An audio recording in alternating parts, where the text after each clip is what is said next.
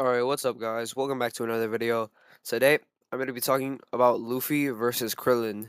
Now, personally, my take on this fight is that Krillin absolutely destroys Luffy because, Dragon Ball characters are so ridiculously strong. Like, even though Krillin is probably one of, the weaker characters in Dragon Ball, he's still, way stronger than the strongest character in One Piece. But I guess we'll be seeing what other people think about this fight. Okay, now according to ChatGPT, early DBZ Krillin does get defeated by Luffy, and honestly, I kind of have to agree. If we're saying like Wano era Luffy versus early Dragon Ball Z Krillin, I honestly gotta agree because Gear 5 is pretty strong. However, I gotta say that what ChatGPT says later about how Krillin, even in later Z, struggles to defeat Luffy, no, I gotta disagree because I don't think people realize how strong Krillin is. It's because when you compare Krillin's feats to all the other people in Dragon Ball, it makes it look like he's weak, but you gotta remember how just insane strong all the other people in Dragon Ball are. So honestly, I gotta somewhat disagree with ChatGPT. I honestly think that late Dragon Ball Z Krillin would defeat Luffy, but overall, yeah, I agree that early Dragon Ball Z Krillin would definitely get defeated by Luffy. All right, now this random dude on Reddit, he says, I think Luffy has an easy win against a first level Super Saiyan at Gear 5. So Luffy probably beats Krillin in Super 2. It would be a tough fight though. Now already, this is getting me mad because we know that Super Saiyan absolutely destroys Gear 5. Come on now. We all know this, right? Like, we've seen first level Super Saiyan Goku lift mountains. We've seen him do some crazy stuff.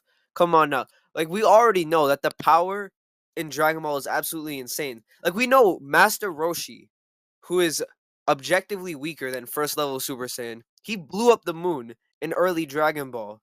Like, come on now.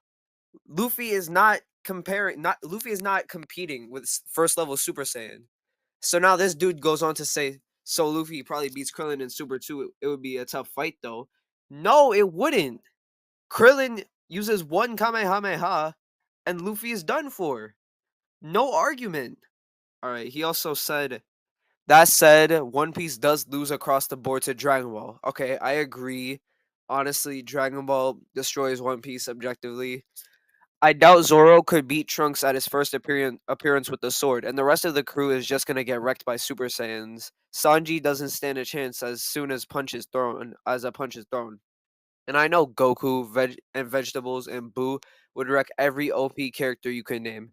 I could fix the autocorrect for Vegeta, but I think it's hilarious, so I'm leaving it. Alright, that last part is kind of funny. But anyway, this guy makes me mad. I hope wherever he is, I hope he gets cancer or something. Um, anyway, let's move on to the next person. Alright, now this guy on TikTok, he honestly makes a lot of sense what he's saying. He also agrees that Krillin would defeat Luffy. Honestly, might be the first person with common sense in this video. Let me play the TikTok real quick.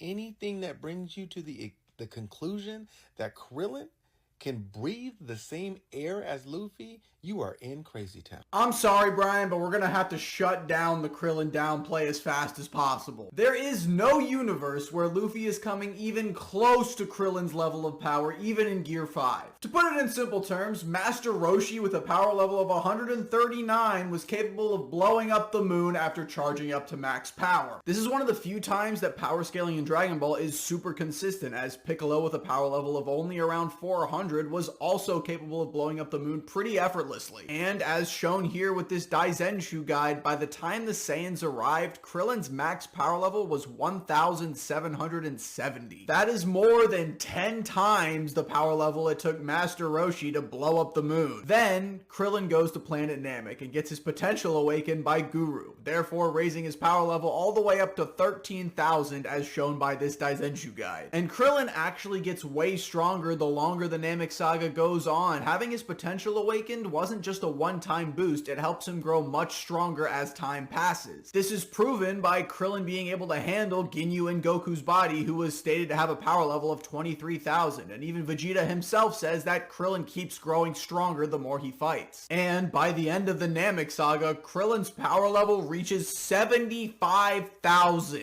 That's a power level almost 540 times larger than the one Master Roshi needed to blow up the moon. And that's not even considering Android Saga Krillin, Buu Saga Krillin, and Dragon Ball Super Krillin. To put it simply, Krillin just needs to flick his finger and Luffy kind of gets deleted from existence. All right, this guy, he honestly just makes me happy. Like what he's saying, it makes so much sense. He's absolutely right about the power scaling, honestly. I gotta say, Dragon Ball power scaling is terrible. It makes no sense. The power system is all over the place. But the way he explains it, the way he explains how Krillin beats Luffy, honestly, you gotta agree with him. So honestly, overall, like I already said, Krillin defeats Luffy. Um, if you have another argument on why Luffy would beat Krillin or whatever, say it in the comment section. Make sure to like the video, subscribe, and take care.